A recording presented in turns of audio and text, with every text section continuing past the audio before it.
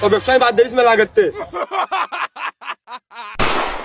বিকাশে ভাই আমার টাকা রয়েছে প্রায় 20,000। তারপর আমার একটা ফোন এসলো। তারপর হ্যালো, জি স্যার, আসসালামু আলাইকুম, শুভ সকাল। আমি বিকাশ থেকে রজ্জাক আলী বলছি। আচ্ছা, আপনি কি বয়স্ক ভাতা পান? তাই এতকাল তো ওই নাহিদ কইতো, তো এখন আবার রজ্জেক। না স্যার, যে নাহিদটা ছিল উনি তো একজন প্রতারক ছিল। আমি বিকাশ একদম অফিসিয়াল লোক বলছি। আমার নাম রজ্জাক আলী, সবাই আমাকে বিকাশ রজ্জাক বলে ডাকে। নাহলে আপনি খোঁজ খবর নিয়ে দেখতে পারেন। আর আপনি কি বয়স্ক ভাতা পান? না ভাই, তা আমার তো বয়স হয়নি এখনো, তা আমি বয়স্ক ভাতা কি করে পাবো? তাহলে স্যার আপনি একটু ইমার্জেন্সি খোঁজ নিয়ে দেখুন আপনার নানি, দাদি অথবা আব্বু, মা কেউ পায় কিনা। যদি না পায় তাহলে কিন্তু অ্যাকাউন্টটা আমরা এখনই বন্ধ করে দিব। না না না না ভাই, কেটেন না, অ্যাকাউন্ট কেটেন না। আমার মনে পড়েছে, ওই আমার দাদি হলে কি বয়স্ক ভাতা পায়। আর টাকা পালি কারো কাছে কবো না, এই টাকা আমি নিয়ে নেবো। জি স্যার, জি স্যার, তাহলে আমরা এই মুহূর্তে আপনার বিকাশের ওই সিমে আমরা একটি ওটিপি কোড পাঠাবো। কোডটি ইমার্জেন্সি আপনি আমাকে দিয়ে দিবেন, কারণ আমরা ওইটি আচ্ছা। ভেরিফাই করার জন্য খুবই চেষ্টায় আছি।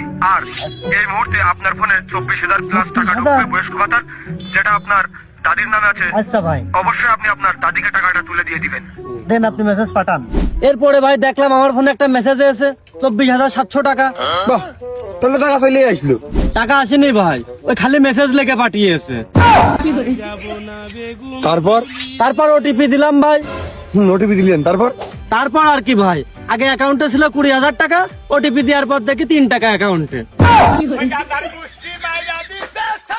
আপনি কাজ চুপ করেছেন কি ভাই?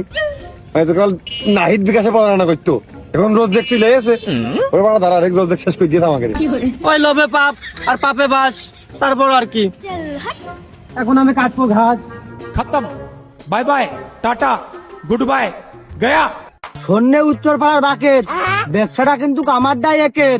তা টানা কষ্ট, থোয়া কষ্ট, লাভ হয় কম, আর আমার এইটাই লাভ বেশি। রাত্রি হবে না ঘুম, তারপর কিরকম রিস্ক হয়ে যায়।